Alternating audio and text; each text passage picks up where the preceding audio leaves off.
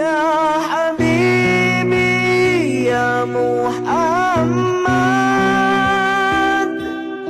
يا عروس الخفيقين.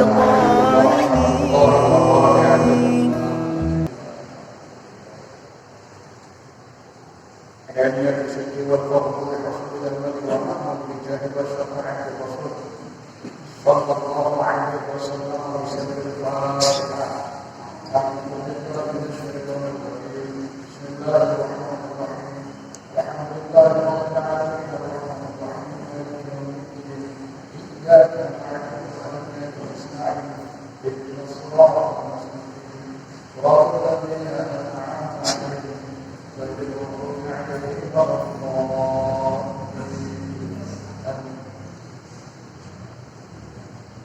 بسم الله الرحمن الرحيم. بسم الله الأول قبل كل الأول والآخر بعد كل الآخر والأول والآخر والظاهر والباطن. بسم الله الذي لا يضر مع اسمه شيء في الأرض ولا في السماء وهو السميع العليم. الحمد لله رب العالمين.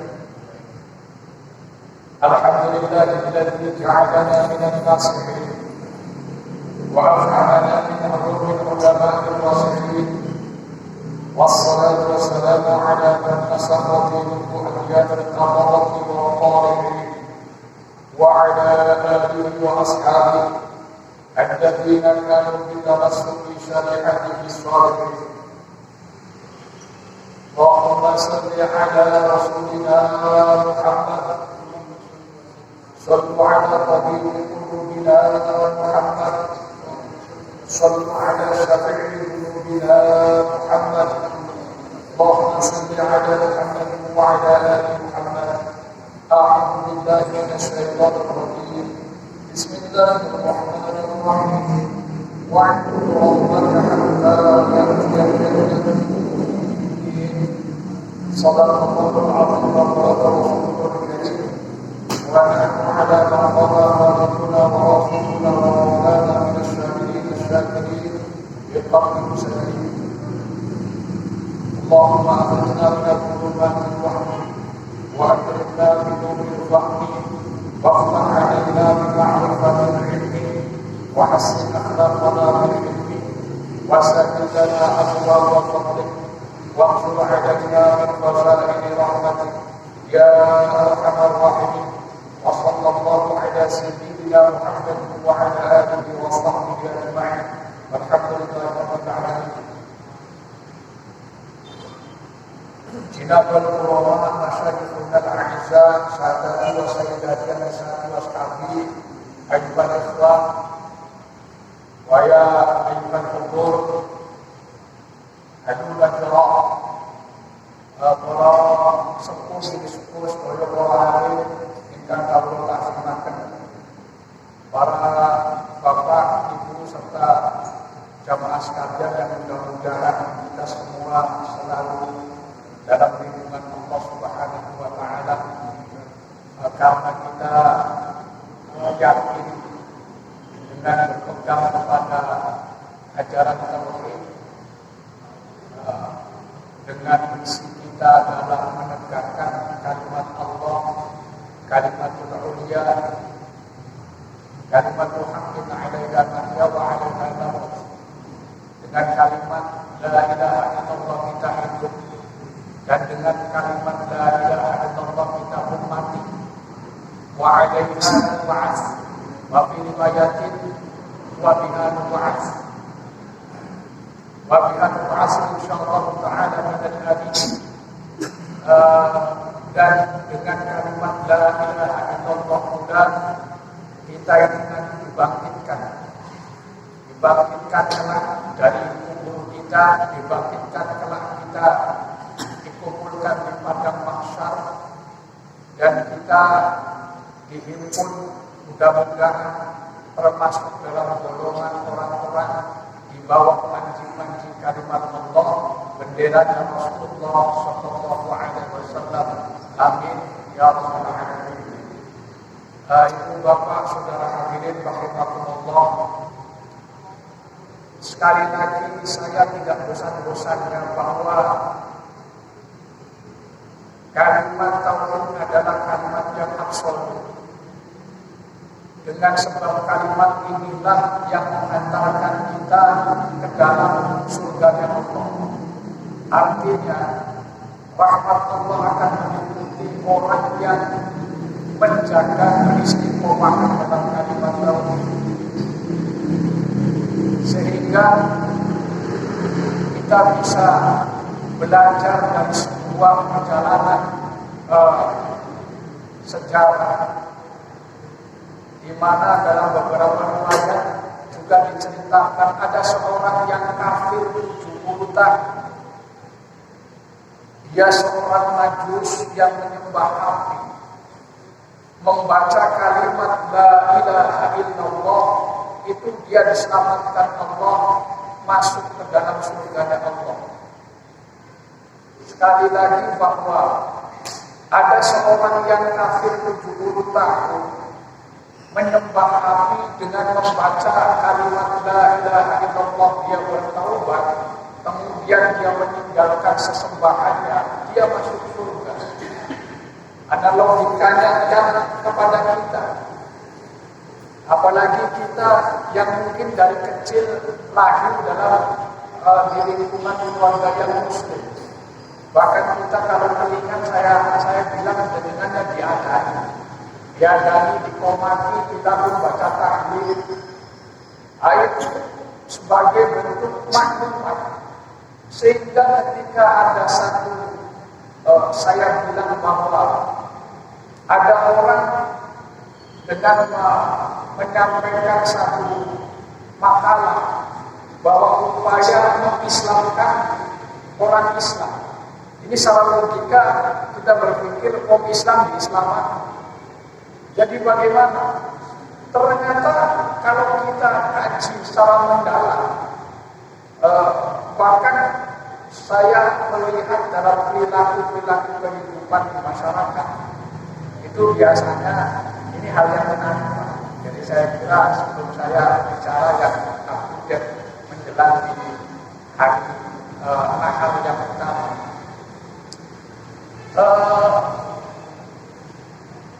saya ngaji kalau malam Ahad di daerah Kuningan itu tiba-tiba ada orang bertanya dan mau membimbing putranya niat balik karena umurnya sudah masuk balik.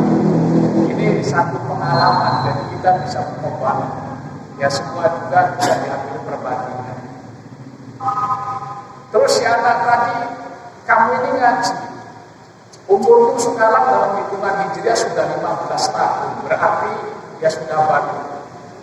Coba kamu niat sudah balik bagaimana? Anak juga tidak ngerti, nggak respon. Kemudian orang tuanya bilang cara niat balik itu nawaitunya begini. Niat saya menjalankan perintahnya Allah dan menjauhi larangan-larangan Allah. Secara logika saya bisa terima karena perhitungan amal itu dimulai itu sejak usia balik.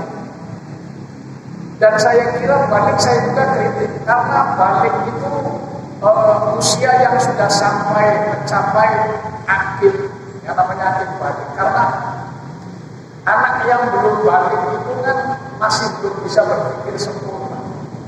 Dan ketika dia sudah balik, karena perhitungan yang dicatat malaikat, amal dan dosanya itu sudah langsung. Berbeda ketika mungkin kita mendengar ada orang mengajari anak-anaknya yang belum balik sholat misalnya.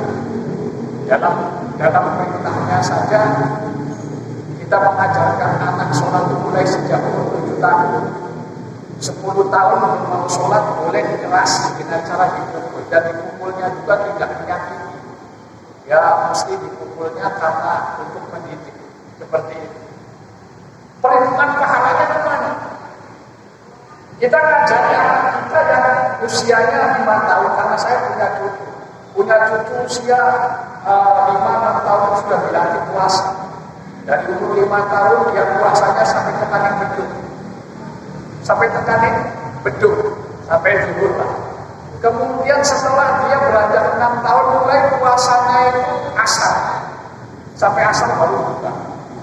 Setelah mendekati umur 7 tahun berikutnya itu dia sampai puasa full sampai maghrib. Sampai sekarang kebiasaan itu dilakukan. Nah pertanyaannya, belum balik pahalanya buat siapa? Kan begitu. Apakah dalam terkait itu ada yang mengatakan buat dia pahalanya disimpan nanti diberikan sesudah balik. Ada yang pahala itu diberikan kepada kedua orang tuanya yang mengajari atau yang mendidiknya. Dan ketika pada usia balik perhitungan amal pahala dicatat pahala dan dosa itu langsung. Maka ketika anak balik dia disuruh membaca 2 kalimat syahadat, kemudian niat saya melaksanakan perintah-perintahnya Allah dan menjauhi larangan Allah. Jadi saya bilang saya tertarik juga. Ya sudah saya bilang kalau dulu saya ngaji yang disampaikan dalam syarah keterangan tentang masalah tauhid itu bisa saja dikasih patus saja kan. Apa yang bisa bukan dikasih patus saja dari syarahnya Safinatul Najah. Itu cukuplah seorang memaklumatkan kebalikannya itu ketika dia sholat kemudian tasyahud membaca 2 kalimat syahadat asyhadu an la ilaha illallah wa asyhadu anna Muhammadar Rasulullah. Jadi sudah cukup, sudah nggak usah disidangkan lagi orang tuanya nuntun baca syahadat. Cuma boleh saja untuk pengajaran. Makanya kalau kita ngaji pertama itu yang diajarkan bab tauhid, tentang tauhid. Santri yang awal pemula sifir, saya itu kalau anak-anak itu kamu kelas apa? Kelas sifir, berarti kelas dasar. Itu tidak. Ada yang pra. Itu dia ngajinya tauhid. Ngajinya apa tauhidnya? Ada yang pakai Jawahir Kalamiyah. Itu mereka ngaji. Kemudian yang dihafal mereka ya sifat-sifat Allah wajib. Misalkan sifat Allah yang wajib yang 20. Kemudian ya dari Allah wujud tidak bapak khulafatul muslim. Yang semua kalimat itu kan dibagi. Ada yang namanya kelompok sifat salbiyah golongan yang mana? Itu kan dibagi 3. Nanti itu pelajaran tauhid. Cara detailnya yang diajari tauhid. Kemudian bagaimana kita mengaplikasikan dan belajar orang yang menjaga keimanan dengan keyakinan bahwa agama ini ada yang menjaga. Sekali lagi agama ada yang menjaga. Saya nukilkan dan mengantarkan satu peristiwa yang mungkin memang masyhur sering kita mendengar, yang menjadi keterangan dalam asbabun nuzulnya surah Al-Fil.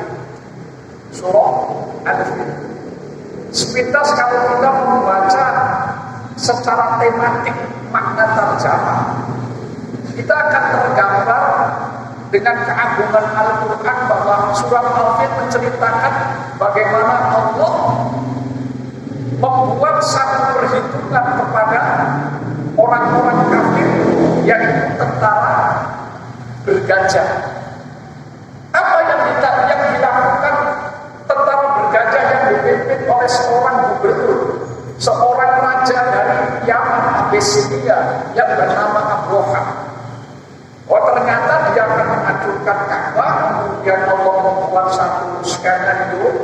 Ternyata Ka'bah itu memang sudah dijaga, sehingga dibantailah Abraha dengan bala tentaranya, diturunkan satu tentaranya, pasukannya juru tombok dari langit namanya Apa sudah?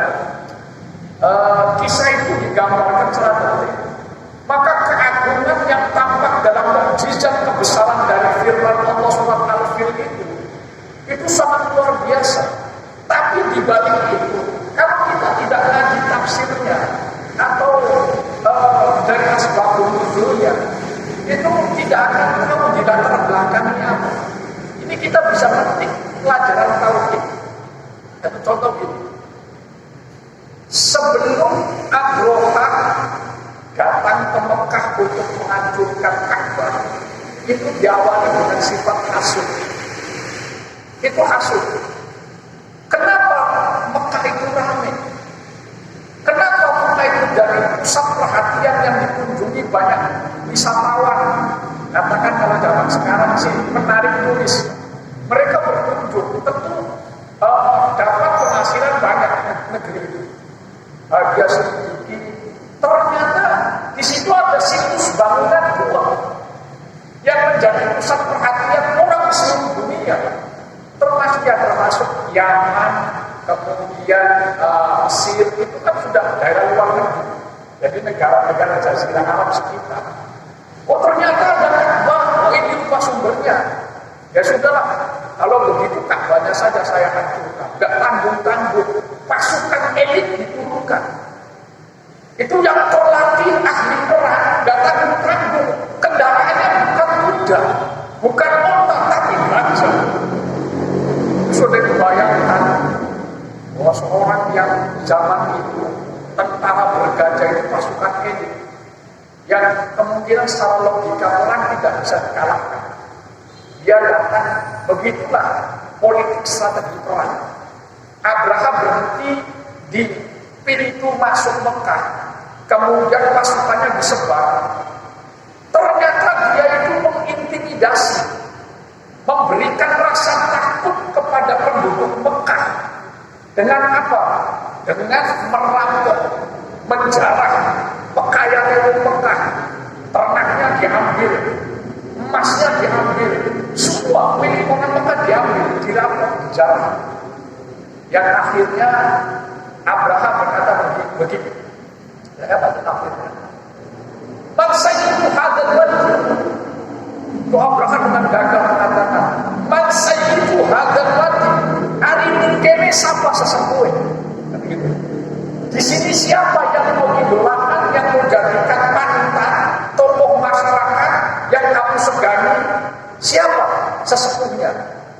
Oh, ternyata setelah Abraham melakukan itu, tiba-tiba datang di perkemahannya. Setelah itu siapa? Tidak lain adalah datuknya Kanjeng Nabi Muhammad Sallallahu Alaihi Wasallam. Sinten? Sayyid Abdul Muthalib. Itu datuknya Nabi. Luar biasa keimanan. Beliau itu adalah Khazinul Asrar, kunci Ka'bah. Karena itu yang mewarisi, karena beliau dari golongan Bani Hashim, maka beliau yang memegang Ka'bah Baitullah. Jadi yang mewarisi menjadi khazinnya, kalau kita mah kuncennya yaitu Sayyid Abdul Muthalib. Itu orang yang ditokohkan orang Mekah tulis sapi. Dia datang menghadap Abraha.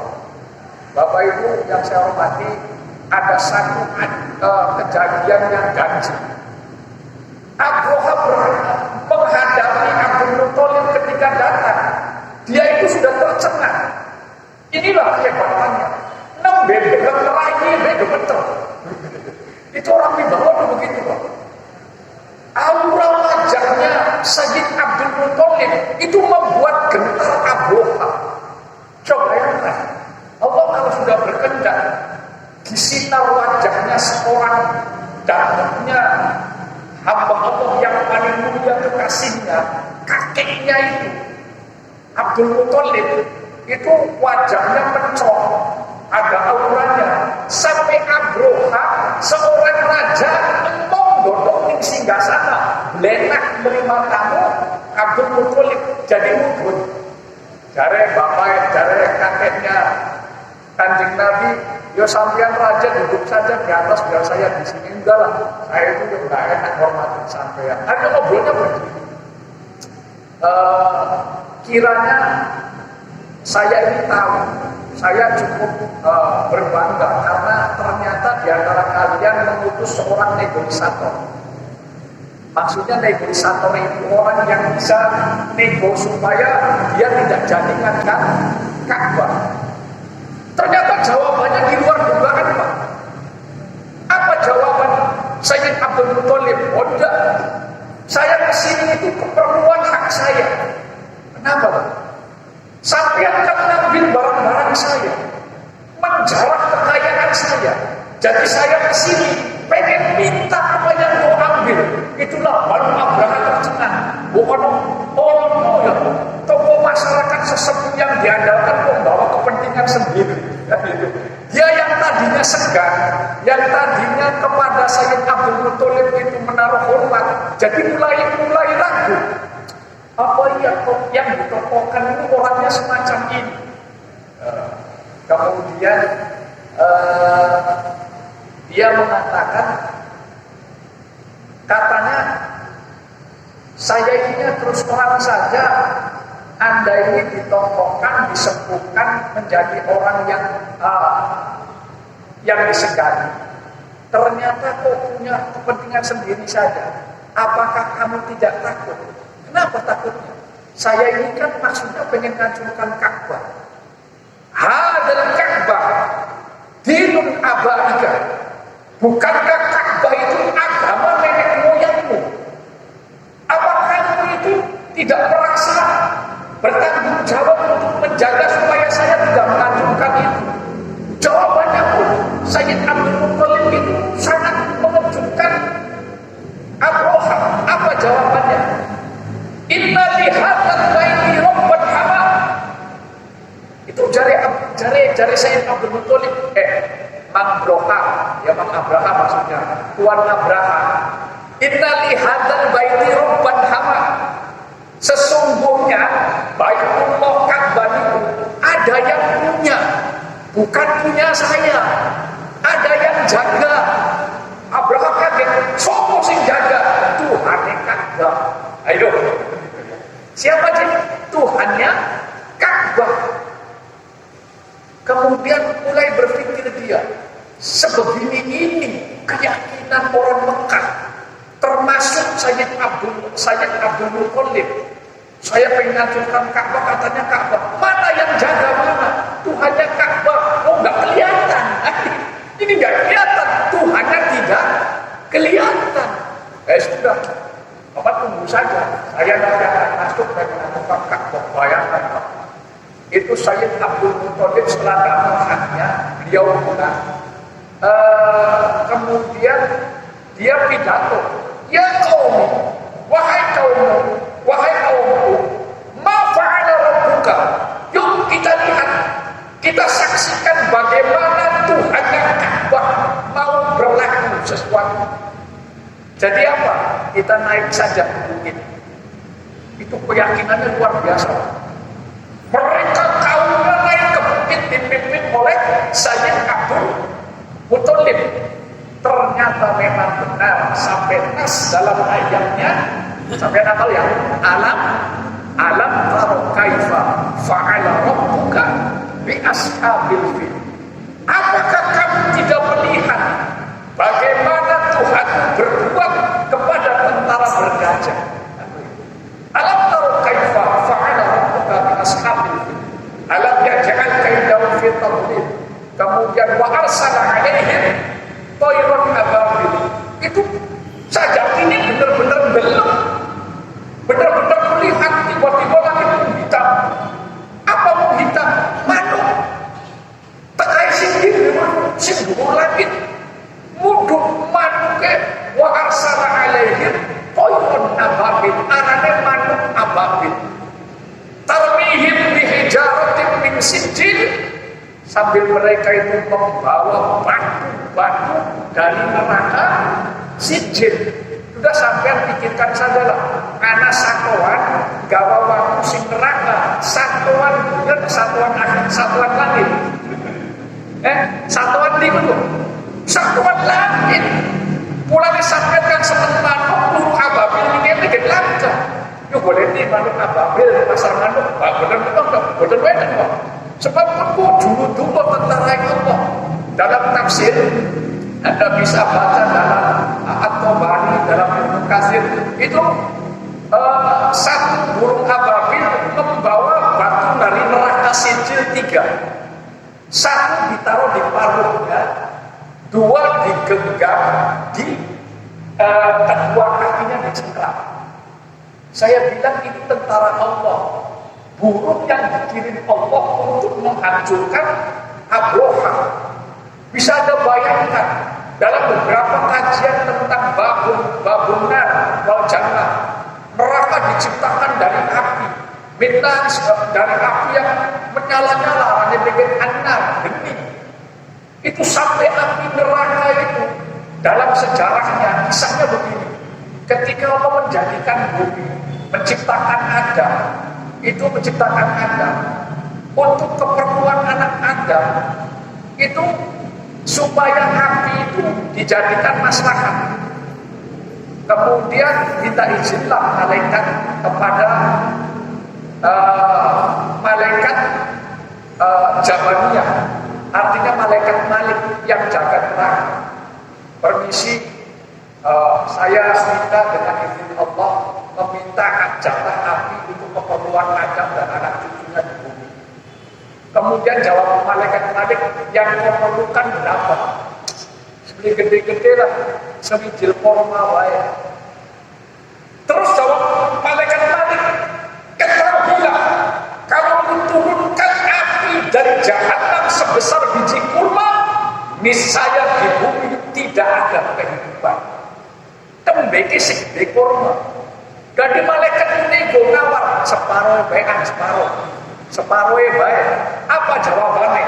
Kalau separuh sebesar dari separuh biji kurma dari neraka jahanam ini kuturunkan ke bumi, maka di bumi tidak akan turun hujan selamanya dan tidak akan tumbuh-tumbuhan. Kayak apa? Lah sedipaye NTW lah, kita sedikongkon malaikat lah selempong NTW kok. Sedipaye NTW akhirnya diberi segede semut kecil. Itu pun dibawa malaikat dikumbang dalam 7 sungai, dalam 70 masa, kompon adem. Itu warnanya berubah dari merah yang dianggap panas, berubah menjadi hitam. Dari hitam berubah menjadi biru, dari biru menjadi putih. Itu ternyata panas. Sudah putih, maka api itu sudah selesai, tidak terlalu panas.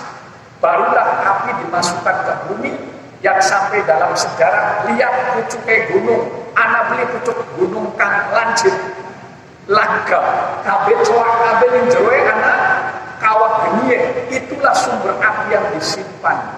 Oh bandirlah arep kukut kukuan wis dikum geni sing jahanam wis dikum. Sekian manuk nggawa waktu sing neraka jahanam lamun dudu manuk Gusti Allah sing gawa sing kana ya bisa. Yang begitu diturunkan dilemparkan kepada Abraha dan bala tentaranya, faja'ala ka'asfin makul, maka mereka dijadikan seperti apa? Daun kayak dimakan ular. Dikutuk dudu benjut, remuk apa? Seperti daun dimakan, sampai dengar ya, godongan dimakan ular kan? Ya kayak pohon lah. Apa dibalik kisah yang disampaikan dalam asbab turunnya ayat ini? Keimanan dan ketauhidan seorang Abdul Muthalib luar biasa. Makna yang sesungguhnya bahwa agama ini dijaga Allah. Ngapunten, jadi sampai ada sok gaya yang baik. Perlu dijak. Masjid lantai kukun, walau kayak kalian. Gitu ya. Nah, itu madrasah nggak ada saya, bangkrut itu. Pesantren tidak ada saya, ya sudah nggak tahu mau jadi apa. Ternyata kita bisa belajar. Qaulul haq, kalimat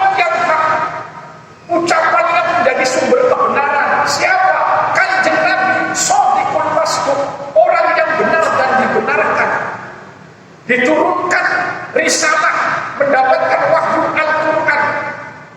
Beliau diwahyukan Al-Quran, kemudian diajarkan kepada siapa? Santrinya Nabi, generasinya sahabat. Sahabat itu generasi yang melihat Nabi, yang berjumpa dengan Nabi, yang hidup di zaman Nabi, diajarkan agama. Nabi wafat, wa ma Muhammadun illa rasul qad khalat min qablihi rusul afa in mata aw qutilan qalabtum ala aqabikum. Ini ayat ini kan yang dibaca Sayyid Abu Bakar ketika menuduhkan Umar bin Khattab dalam kanjeng Nabi wafat itu pedang dicabut keliling. Kan ngomong kanjeng Nabi mati urusannya gak iso. Saking wong ditinggal kekasih. Wong pada logika ada wis bakasi ngamuk ya angel mah. Akhirnya yang ngomong Abu Bakar, Umar sing nyembah Gusti Allah urip. Hayyul Qayyum, Al-Hayyu Al-Qayyum. Sing nyembah ning Muhammad wafat. Nabi wafat tembeke pedangnya luruk leher. Itu tauhidnya Abu Bakar. Keimanannya luar biasa. Baru saya Abu Bakar.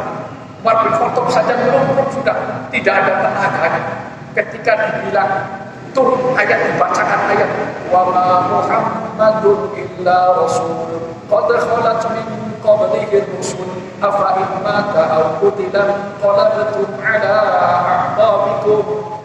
Iku lumpuh pedang. Tauhid Abu Bakar. Nyembah Gusti Allah Al-Hayyu Al-Qayyum, Maha hidup, Maha tegak, dia pernah mati. Tapi kalau mengagungkan Muhammad sallallahu alaihi wasallam wafat. Tembeke sadar sepira demennya pasti bakal ditinggal. Begitulah Sayyidina Abu Bakar Siddiq radhiyallahu anhu. Sampai dengan kalimat itulah kita menyadari bahwa ketika ada orang yang menyatakan soalan ini, bahwa agama setelahnya Nabi wafat, saya tanya, dipegang generasi sahabat, agama berhenti tidak? Tidak berhenti. Sahabat punya generasi yang tidak melihat Rasulullah, namanya golongan tabi'in. Wong kang ngintil sahabat, santrine tabi'in, kiyaine sahabat, diajari ngaji, diurut Islam. Generasi sahabat habis, wafat semua. Ganti generasi tabi'in, agama mandek beli matuk tambah gede. Setelah generasi tabi'in mengajarkan Islam kepada siapa? Golongan sing ngintil tabi'in, kang ngintil sahabat, namanya tabi'in. Golongan tabi'in wafat, ganti tabi'in mengajarkan Islam kepada generasi berikutnya, namanya tabi'in. Itu apa urutannya? Jadi tabi'in wong kang ngintil golongan tabi'in, sing ngintil golongan tabi'in, sing ngintil sahabat, sing melu ning kanjeng Nabi. Iku arane silsilah nasab keilmuan. Jelas. Nah, kita ini generasinya kiai. Gimana? Artinya Islam ini masih tegak. Generasi sahabat wafat, Nabi wafat, sahabat wafat, tabi'in cuma wafat. Ya, dari tabi'in itu termasuk generasinya Sayyid Abu Hanifah, Imam Abdurrahman.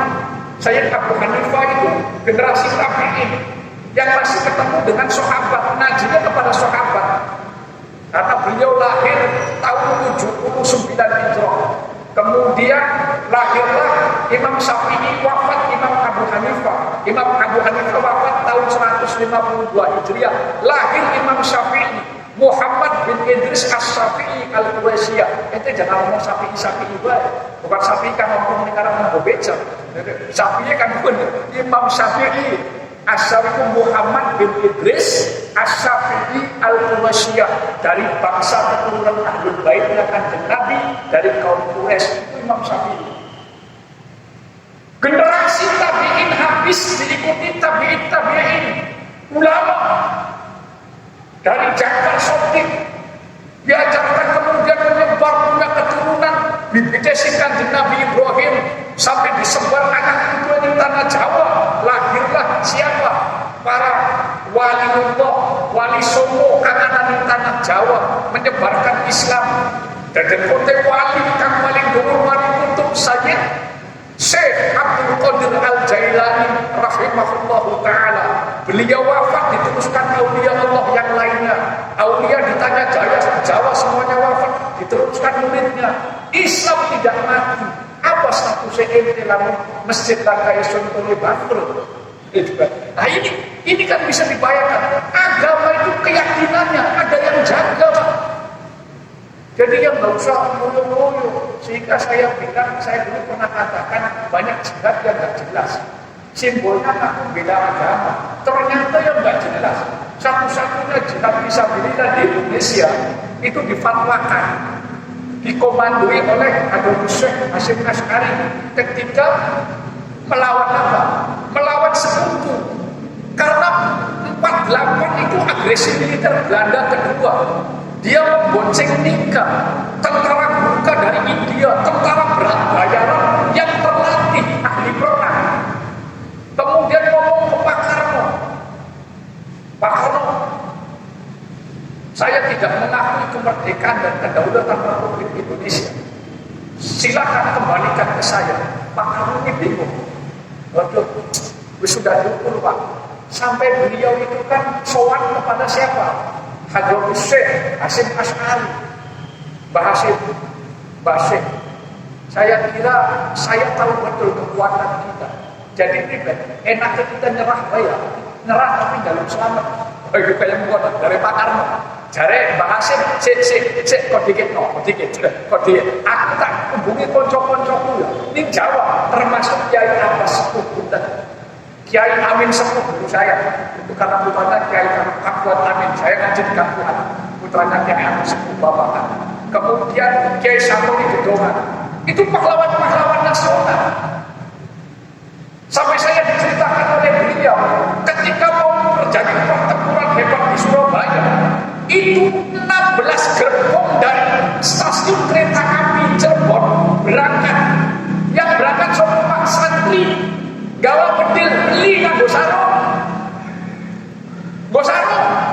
Beli gawa bedil. Tekanan kanan nangis bareng. Ya, Pak Karno sudah mengukur tentara kita kekuatannya itu jauh. Lihat, Kapten Adi Sucipto, tempur tanding ning udara, kapalnya regel Pak. Kapalnya di rampasan cilik bisa lawan kapal tempurnya Belanda. Komodor Sudarso digempur habis-habisan dengan kapal Belanda, kelem ning awan Arafuru. Gimana? Sejarah sudah membuktikan kekuatan kita yang kecil. Sampai saya didomini oleh komandan beliau itu Kiai Pak saya. Beliau itu perang juga, mengalami perang. Dia termasuk komandan kompi bukan batalion. Dia itu kalau dikasih sama komandan atasannya itu pistol bedil. Tapi lumayan Pak, TNI lengkap ya. Karena pasukannya males-males.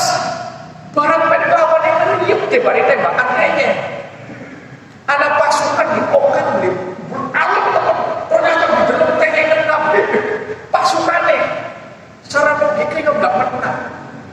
Tapi apa? Setelah itu difatwakan resolusi jihad 10 Oktober. Tentara kita membuktikan dan melawan tentara Belanda. Pimpinan seorang jenderal dari Inggris sampai mati terbunuh. Itu Pak Karno nggak percaya karena dia itu dilapisi beberapa penjaga tapi bisa mati. Wis orang ada. Ini Allah membukakan satu kebesarannya sebagaimana terjadi perang Badar. 300 lawan 1000. Strategi perang mana yang bisa katakan 300 menang? Itu ya. 300 bisa menang lawan 1000. Itu kan nggak bisa menang, Pak. Tapi ternyata apa? Bisa menang. Karena yang turun tentaranya sih. Sampai saya diceritakan pribadi, bukan off the record, saya bukaan saja lah. Itu ya dulu. Kiai itu perang menggawa tembakan yang gawai tasbih. Masa tasbih lawan pesawat tempur ya masih menang. Tapi dilalai saksi yang menyaksikan itu Kiai Kiai Abbas Butet, seorang kiai angkatan udara, tasbih di pedal siji, di balangan pesawat Belanda belum bisa ngebom, dadakan macet temu regel. Ada pesawat lawannya tasbih, ini ngandel belit, masa ngandel lah. Jadi dari urusan akal perang zaman semono tahun 48, sehingga setelah pertempuran pecah tanggal 10 Oktober dari resolusi jihad yang dikomandokan oleh siapa? Syekh Hasim As'ari dipimpin oleh Bung Tomo, seorang putra pribumi anak-anak Surabaya, rawe-rawe lantas malam kutub, merdeka atau mati, perang Indonesia menang. Kita menang, membukakan mata dunia internasional, termasuk Saudi Arabia, mengakui kedaulatan kemerdekaan Republik Indonesia. Jadi agama ada yang jaga. Jadi jihad kalau yang gak jelas sampai nggak usah ikut. Allah Akbar gawannya waktu yang berdiri. Ya sudah, nggak usah ikut-ikutan gitu. Kalau sekarang kita, maka saya bilang itu kerucutnya kepada kalimat tauhid dalam bentuk istiqomah. Bapak Ibu yang saya muliakan, sudah masuk waktu Isya, ya insya Allah saya ucapkan kita tidak usah merasa khawatir yang berlebihan dengan seperti ini. Saya juga memberikan aplaus karena di mana dalam 2 minggu di belakang saya masih rutin ngaji dan saya pun ngobrol dengan sebagian pendeta-pendeta MUI. Kemudian saya ngobrol dengan sebagian para pembina. Ternyata masjid sebagai sentral untuk menguatkan jiwa. Silakan dibuka, ramaikan akunkan masjid, tetap jaga kepatuhan. Ya sudah, saya bilang insya Allah kan. Saya bilang di masjid itu orangnya bersih, wis wudu dikit. Orang tak aksi wadah sunnah itu ngatus mati masjid nanti. Jadi di masjid pokoknya bersih-bersih, apa yang harus bikin, pakaiannya bersih, suci, pakai minyak wangi, insya Allah bersih-bersih. Dan di dunia Allah itu ya saya juga ini tugas, tapi si penting itu ya hidup kita perlu juga itu. Ya sudah, ya tidak apa-apa. Kalau aturan skala nasional memang begitu, sampai nggak usah sudut, nggak usah sudut, nggak tahu kiamat, bisa aja kayak dari tekan kiamat, kang ramal kiamat udah mati, bis kiamat dikit. Kanjeng Nabi ditakuni kiamat baik, jawabannya apa? Ya Muhammad, sedikit ya. Akhirni anisa'ah. Muhammad, kiamat kapan? Kan ngomong Jibril, Pak. Apa jawab Nabi?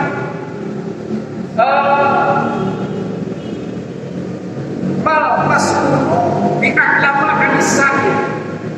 Sing nakon luwih weruh tenimbang wong kang ditakoni. Ayo sobat. Kanjeng Nabi ditakoni malaikat Jibril, Muhammad akhirni anisa'ah, kiamat itu kapan? Tapi jawab Kanjeng Nabi, mal mas'ulu bi'a'lama anisa'in, ditakoni sing nakon luwih weruh tenimbang wong kang ditakoni. Iku kawai pendapat. Barang kita coba-coba meramal kiamat, mau kiamat kita harus ini bulan kewajiban. Kanjeng Nabi derajatnya baik, tidak tahu tentang kapan kiamat ini tauhidnya, ini pelajarannya banyak. Makanya saya katakan insya Allah nanti 10 Dzulhijjah, awal 1 Dzulhijjah, di tengah kan tanggal 11 dari Islam, tanggal 11 Juli, di tengah itu 1 Dzulhijjah. Silakan, itu banyak amalia yang baik.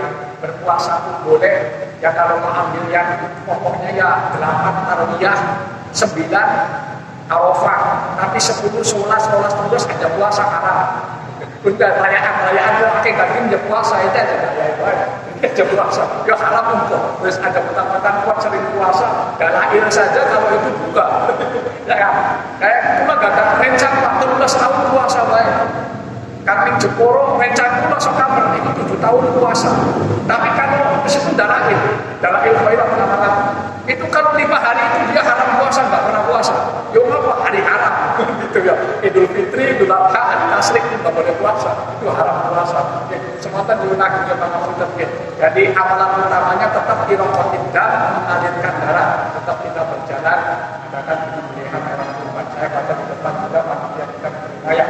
Insyaallah mudah-mudahan berkah dan kebaikan buat kita. Amin. Kalau berakhir, subhanallah wa bihamdihi عدد فضله ورضا نفسه وزنة عرشه ومداد كلماته سبحان الله وبحمده عدد فضله ورضا نفسه وزنة عرشه ومداد كلماته سبحان الله وبحمده عدد فضله ورضا نفسه وزنة عرشه ومداد كلماته سبحانك اللهم وبحمدك أشهد أن لا إله إلا أنت أستغفرك وأتوب إليك. بسم الله الرحمن الرحيم الحمد لله رب العالمين اللهم صل وسلم وبارك على سيدنا مولانا محمد وعلى آله وصحبه أجمعين حمدا شاكرين حمدا داعين حمدا يوافي نعمك ويكافئ المزيد يا ربنا لك الحمد كما ينبغي لجلال وجهك الكريم عظيم السلطان سبحانك لا نحصي ثناء عليك أنت كما أثنيت على نفسك ولك الحمد حتى ترضى ولك الحمد إذا رضيت ولك الحمد بعد رضا اللهم لا مانع لما أعطيت ولا معطي لما منعت ولا راد لما قضيت ولا ينفع ذا الجد منك الجد اللهم يا ذا المن ولا يمن عليه يا ذا الجلال والإكرام يا ذا الطول والإنعام اللهم أعنا على ذكرك وشكرك وحسن عبادتك اللهم اجعلنا وأولادنا وذرياتنا وجماعتنا الصالحين عالمين عاملين شاكرين صابرين بارين مقبولين دعاء بالله سبيل المرسلين ربنا اغفر لنا ذنوبنا ولوالدينا ولمشايخنا ولأستاذنا ولزوجاتنا ولأولادنا ولمن له حق علينا ولجيراننا ولأصحابنا في الدين ولجميع المسلمين والمسلمات والمؤمنين والمؤمنات الأحياء منهم والأموات وتابع بيننا وبينهم بالخيرات إنك على كل شيء قدير وقل رب اغفر وارحم وأنت خير الراحمين اللهم أنت السلام ومنك السلام وإليك يعود السلام فحينا ربنا بالسلام وأدخلنا الجنة دار السلام تبارك ربنا وتعالى يا ذا الجلال والإكرام اللهم سلمنا والمسلمين وعافنا والمسلمين واعف عنا وعن المسلمين وقنا وإياهم شر مصائب الدنيا والدين اللهم ادفع عنا البلاء والبلاء والوباء والربا والزنا والزلازل والمحن وسوء الفتن ما ظهر منها وما بطن عن بلدنا هذا إندونيسيا خاصة ومن بلدان المسلمين عامة يا رب العالمين اللهم ربنا آتنا في الدنيا حسنة وفي الآخرة حسنة وقنا عذاب النار وصلى الله على سيدنا محمد وعلى آله وصحبه وبارك وسلم بفضله سبحان ربك رب العزة عما يصفون وسلام على المرسلين والحمد لله رب العالمين إلى حضرة النبي محمد صلى الله عليه وسلم بسر الفاتحة. أعوذ بالله من الشيطان الرجيم. الحمد لله رب العالمين.